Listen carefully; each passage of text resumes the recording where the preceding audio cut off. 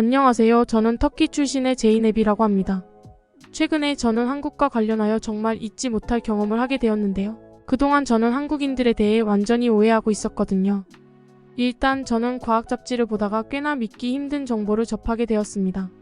그건 바로 동아시아 3국인 한국과 일본, 그리고 중국인들은 몸에서 악취가 나지 않는 유전자를 가지고 있고 그 중에서도 한국인은 그 비율이 압도적으로 높은 선택받은 민족이라는 거였죠. 그러나 저는 이러한 정보를 도저히 받아들일 수가 없었습니다.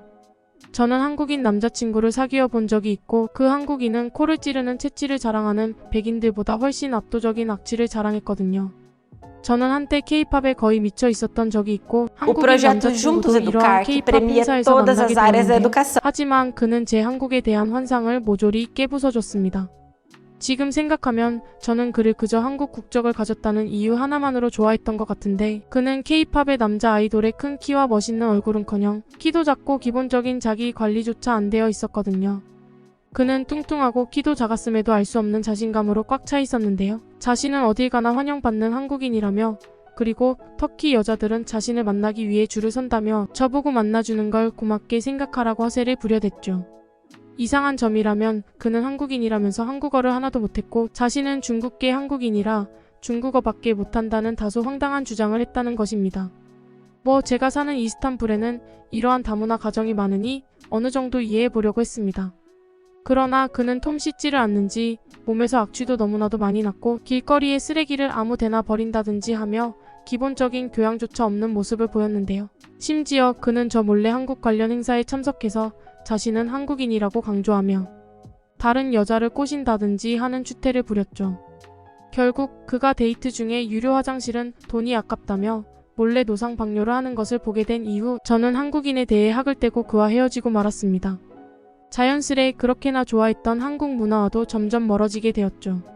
그러다 저는 평소 버킷리스트였던 유럽 일주를 떠나게 되었습니다. 그리고 헝가리 부다페스트의 한 게스트하우스에서 한국인 친구 혜진을 만나게 되었죠. 혜진도 마침 유럽 일주를 왔다고 했고 우연히 동선도 거의 겹쳐서 저희는 함께 동행하게 되었습니다. 그런데 저는 그녀와 친해질수록 점점 더 혼란스러워짐을 느꼈는데요. 왜냐하면 혜진은 제가 만났던 한국인과는 전혀 다른 모습을 보여줬거든요. 일단 그녀의 몸에선 어떠한 냄새도 나지 않더라고요. 저는 백인으로 아무리 씻어도 올라오는 채취 때문에 데오도란트와 향수를 덕지덕지 뿌리며 채취를 간신히 감추곤 하는데 이 한국인 친구는 데오도란트는커녕 향수조차 뿌리지 않았음에도 몸에서는 늘 포근한 살냄새만 났습니다. 혜진과 함께 살다 보니 그녀는 반드시 하루에 한 번 샤워를 하고 칫솔과 치약까지 휴대하고 다니면서 청결을 관리하는 등 엄청난 위생관념을 보여줬는데요. 하지만 역시나 그런 걸로는 그녀의 향기로운 채취를 설명할 수가 없었습니다. 저는 그녀를 흉내 내봤음에도 여전히 채취는 숨길 수가 없었거든요. 결국 그녀와 함께 다닐수록 뭔가 제게서 나는 몸 냄새가 부각되는 것 같아서 알 수 없는 눈치가 보이기 시작하더라고요. 그래서 장난스레 투정을 부려봤습니다. 혜진, 내 포근한 살냄새와 내 시큼한 채취가 너무 비교돼서 사람들이 나를 자꾸만 쳐다보는 것 같아. 그러니 이제부터 샤워를 좀 그만해 줄 수는 없을까? 그랬더니 혜진은 진지한 표정을 지으며 말하더군요. 글쎄 아마 내가 샤워를 안 한다고 해도 여전히 냄새는 나지 않을 거야. 정신경이 쓰인다면 네가 입었던 옷을 내가 입어볼게. 그러면 사람들이 나한테 냄새가 난다고 느낄 거야. 저는 순간 일전에 읽었던 과학 잡지와 한국인 남자친구가 생각나서 도대체 한국인의 악취에 대한 진실은 뭐냐고 따지듯 물어보게 되었습니다. 그러자 혜진은 일순간 표정을 찌푸리더니 이내 충격적인 답변을 건네오더군요. 네가 만났던 건 한국인이 아닌 중국인일 거야. 그들은 해외에서 한국인인 척하며 여러 이득을 취하고 있거든. 그리스에서도 어떤 중국인 남자가 한국인인 척하다가 나한테 딱 걸렸지 뭐야. 일단 한국인이 씻지도 않고 외출을 했다는 것부터가 말이 안 되는데 한국인들은 씻지 않고 외출할 바엔 차라리 나가지 않는 쪽을 택하는 사람들이지. 그리고 한국인들이 노상 방뇨를 했다는 것도 말이 안 돼. 한국인들은 초등학생조차도 노상 방뇨를 할 바엔 차라리 바지에 실수를 해버리는 매우 극단적인 사람들이거든. 솔직히 저는 혜진의 말을 듣고 더욱 혼란스러운 감정이 들 뿐이었어요. 중국인의 경우는 조금 심하긴 했지만 웬만한 유럽인들도 3일에 한 번 씻으면 많이 씻는 거고 대놓고는 하지 않지만 골목길 으슥한 곳에서 노상 방뇨를 하는 모습을 쉽게 찾아볼 수 있거든요. 그래서 이렇게 극단적으로까지 청결에 신경 쓰는 한국인들의 모습은 도저히 믿기지가 않았죠. 저는 그녀가 과장을 했구나 싶어서 미심쩍은 눈빛으로 혜진을 쳐다봤는데요. 그러자 혜진은 원한다면 유럽 일주를 끝내고 한국에 와보라며 자신이 말이 틀렸으면 비행기 왕복 티켓 비용을 내주겠다고 말하더군요. 그렇게 저희의 내기는 성사되었습니다. 저는 유럽 일주를 이어가면서 한국은 제가 생각했던 것보다 훨씬 대단한 국가임을 느끼고 점점 혜진의 말이 맞을 수도 있겠다는 생각을 하게 되었지만 말입니다. 왜냐하면 혜진은 어딜 가나 한국인이라는 이유로 전 세계 사람들에게 특별 대우를 받았거든요. 일단 유럽 여러 국가들에서 입국 수속을 받을 때만 해도 그랬습니다. 서유럽 선진국들의 입국 심사 직원들은 혜진에게는 입국 사유 같은 것도 일절 물어보지 않고 자신도 BTS를 좋아한다는 둥 쓸데없는 소리만 늘어놓더니 바로 통과시켜줬거든요. 하지만 제게는 아무래도 의심스럽다는 표정을 짓고 이곳에 무슨 목적으로 왔으며 범죄 이력은 없는지 등을 샅샅이 캐물으며 몇 시간 동안이나 조사했죠. 저는 한국과 터키의 국력 차이가 이 정도나 나는구나 싶어 좌절감을 느끼면서도 새로운 나라에 입국할 때마다 몇 시간 동안이나 저를 기다려주는 혜진에게 너무나도 미안한 감정이 들었습니다. 그러나 그녀는 늘 환한 미소로 괜찮다며 저를 달래줬죠. 물론 이런 일은 입국 심사를 할 때만 일어났던 건 아니었습니다. 그녀는 유럽 어딜 가든 한국인이라는 이유만으로 엄청난 사진 요청 세례를 받거나 무료로 음식을 받는 등 믿기지 않는 환대를 받았거든요. 저는 한국인에 대한 이러한 전 세계적인 환대를 볼 때마다 이래서 중국인들이 한국인인 척하며 사기를 치는 거구나 싶었고 일전에 그녀가 했던 말을 믿을 수밖에 없었습니다. 이 외에도 혜진은 대학생이었고 그저 아르바이트를 해서 모은 돈만으로 유럽 여행을 왔다고 말하는 것을 보고 한국은 대체 얼마나 부자 나라인 건가 싶어 정말 화들짝 놀라고 말았는데요. 사실 터키는 유라시아 지역에 위치해 있어서 저렴한 비용으로 유럽 전역을 돌 수 있음에도 저희에게는 해외여행 경비가 매우 부담스럽게 느껴지거든요. 심지어 저희 집은 터키에서 꽤 잘 사는 편에 속함에도 유럽 여행 비용은 꽤 부담으로 다가왔죠. 아마 터키인들이 아르바이트를 해서 유럽 전역을 여행하려면 정말 100년은 쉬지 않고 일해야 할지도 모릅니다. 아무튼 그렇게 저희는 유럽 일주를 마무리했고 저는 혜진과 함께 다니면서 그녀의 말을 완전히 믿을 수 있게 되었습니다. 그래도 한국이라는 나라에 대해 더 궁금해지던 차였기에 마지막 여행지로 한국을 선택하게 되었죠. 그런데 저는 한국에 도착하자마자 정말 경악을 금치 못할 수밖에 없었습니다. 왜냐하면 저는 한국에서 공항 밖으로 나오자마자 충격적인 냄새를 맡았거든요. 사실 각 나라마다의 특유의 공기가 있는데 어떤 나라에서는 공항 밖을 나서자마자 향신료 냄새가 나기도 하고 치즈 냄새가 나는 곳도 있습니다. 그런데 한국에서는 정말 아무런 냄새도 나지 않고 매우 쾌적하고 상쾌한 공기만이 느껴지더라고요. 저는 어디선가 한국에서는 마늘 냄새가 난다고 들은 것 같은데 그런 냄새는 전혀 나지 않았죠. 또한 저는 한국의 지하철에 탑승했을 때도 엄청난 충격을 받을 수밖에 없었습니다.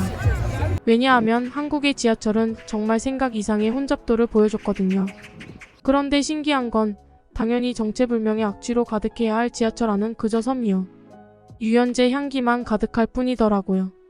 사실 저는 유럽의 웬만한 지하철들을 전부 경험해보면서 매우 혼잡한 객실 안에서 숱한 헛구역질과 기침을 하며 체취를 참아야만 했는데요. 유럽인들은 원래부터 체취가 심한데 잘 씻지도 않으니 지하철 안은 이곳이 대중교통인지 화생방실인지 헷갈릴 때가 많았습니다. 그러나 한국의 지하철은 전혀 달랐어요. 한국의 지하철 안은 엄청나게 혼잡했고 심지어 한국인들은 키도 매우 커서 저는 유럽에서와는 달리 거의 나무늘보처럼 한국인들에게 매달려 가다시피 가야만 했는데요. 그럼에도 저는 한국인들의 섬유 유연제 냄새만 맡았을 뿐 그들에게서 어떠한 악취도 맡을 수 없었습니다. 발 디딜 틈이 없는 대신 좋은 냄새가 나는 한국 지하철과 꽤 여유로운 공간을 자랑하지만 하수구 냄새로 가득한 유럽 지하철 중에 하나를 선택하라면 저는 고민도 하지 않고 전자를 택할 정도였죠. 또한 저는 한국의 지하철 천장에서 정체불명의 기계가 가동되고 있길래 혜진에게 저게 대체 뭐냐고 물어보게 되었는데요. 혜진은 한국 지하철에는 공기를 정화해주고 자동으로 객실 내의 최적의 습도를 맞춰주는 AI 공기청정기가 가동되고 있다는 도저히 믿기 힘든 답변을 하더군요. 사실 영국과 프랑스, 독일 등 유럽의 내로라 하는 선진국들에서도 지하철 안은 공기 정화는커녕 히터나 에어컨조차 없는 경우가 많은데요. 거기다 비만 오면 녹물이 뚝뚝 떨어져서 지하철 안에서도 별도의 우산을 쓰고 있어야 하는 게 현실입니다. 하지만 한국은 인프라마저 인류의 선진국들을 훨씬 상회하고 있다는 점에서 저는 한국이 그저 문화 강국만이 아닌 진정한 경제대국이라는 생각이 들었죠. 심지어 한국인들은 매우 교양 있고 친절하기까지 했는데 저희가 내려야 할 정거장이 다가왔는지 혜진이 잠시만요라고 외치자 한국인들은 무슨 홍해가 갈라지듯 최대한 옆으로 밀착하며 어떻게든 길을 터줬거든요. 또한 저희가 사람들을 비집고 나오느라 조금 늦게 나왔음에도 지하철에 탑승하려는 한국인들은 저희가 무사히 내릴 때까지 기다려주며 절대로 먼저 들어가지 않았죠. 유럽에서는 아무리 비켜달라고 말해도 누군가 나 대신 비켜주겠지라는 생각에 절대로 비켜주지 않고 내리는 사람보다 타는 사람이 먼저 밀고 들어오기 때문에 잔뜩 긴장하고 있지 않으면 목적지를 그냥 지나쳐버리기 일쑤입니다. 한 번은 만석인 프랑스 지하철에서 아무도 내리려는 저를 위해 길을 터주지 않아서 저는 축축하게 젖은 프랑스인들의 겨드랑이를 얼굴로 후고 지나갈 수밖에 없었는데요. 저는 그날 이후 일주일간 후각을 잃고 밥도 제대로 못 먹었을 정도로 이건 매우 구역질 나는 경험이었습니다. 하지만 한국 지하철은 그보다도 더 혼잡했음에도 그러한 혼란 속에 나름의 질서가 유지되고 있었고 한국인들은 엄청난 시민의식을 발휘해서 배려와 질서를 끝까지 지켜주었죠. 그렇게 저는 한국의 모습에 감탄한 채 혜진의 집으로 향하게 됩니다. 그런데 저는 혜진의 집에 발을 딛자마자 정말 말이 안 되는 장면을 목격하고 말았습니다. 왜냐하면 혜진의 집에서는 그녀가 키우는 강아지조차 냄새가 전혀 안 났거든요. 도대체 한국은 어떻게 짐승에게서 마저 아무런 악취가 나지 않을 수가 있단 말인가요? 저는 깜짝 놀라서 거의 따지듯 혜진에게 물어봤습니다. 그러자 혜진은 강아지도 자신의 가족이니 자신처럼 하루에 한 번씩 씻긴다고 말해오는 거 아니겠어요? 저는 한국인들의 부지런함에 그저 넛을 놓을 뿐이었습니다.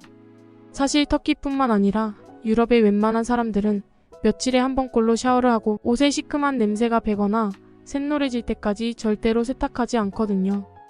그리고 이들은 자신들의 지독한 체취를 감추기 위해 향수를 덕지덕지 뿌릴 뿐입니다. 향수를 뿌리는 것만 빼면 사실상 중국인들과 별반 다르지 않은 것이죠. 그러나 한국인들은 자신이 키우는 반려견마저 자신들처럼 철저하게 청결을 관리하다니 유럽인들은 한국의 강아지만도 못한 위생의식을 가진 것 같아서 뭔가 씁쓸한 마음도 들더라고요.